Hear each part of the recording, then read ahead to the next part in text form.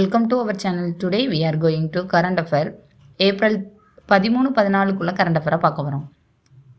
India பட்டு புவிசார் குறியீடு தந்துள்ள மாநிலம் மேகாலயா. அம்பேத்கர் வனவிலங்கு சரணாலயம் எங்கு அமைந்துள்ளது? மத்திய பிரதேசம், சாகர் மாவட்டம். மத்திய பிரதேசத்தில் இது 25வது சரணாலயம். 2025ஆம் ஆண்டு எத்தனையாவது தேசிய மீனவர் மக்கள் தொகை கணக்கெடுப்பு நடத்தப்பட உள்ளது? 5வது. சமீபத்தில் எந்த மாநில காவல்துறை ஸ்காட்ச் விருதை பெற்றது? உத்தரப்பிரதேச மாநிலம். கலப்பன அரிசி விதைகளை தடை செய்த மாநிலம் எது? பஞ்சாப். உலகின் சிறந்த விமான நிலையம் சாங்கிங்க இடத்துல சிங்கப்பூர். சமீபத்தில் எந்த கிரிக்கெட் வீரர் நைட்ஹுட் விருதை பெற்றார்? James Anderson.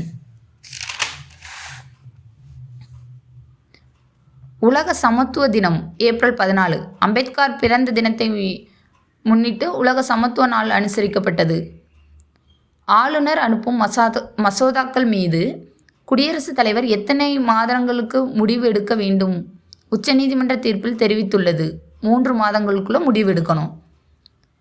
எந்த ஐஐடியின் கனரக மின்சார வாகனங்களுக்கான அதிவேக சார்ஜருக்கு தேசிய தரச்சான்று வழங்கப்பட்டுள்ளது? சென்னை ஐஐடிக்கு.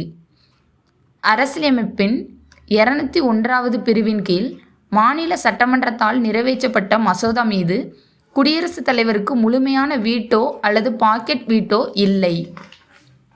உலகக்கோப்பை வில்வித்தை போட்டியில் ஜோதி சுரேகா ரிஷப் யாதவ் இணை தங்கப் பதக்கம் வென்றுள்ளது. 2024-25ஆம் ஆண்டிற்கான தமிழ்நாடு பொருளாதார ஆய்வறிக்கையை தயாரித்த அமைப்பு எது? மாநில திட்டக்குழு. தேங்க்யூ.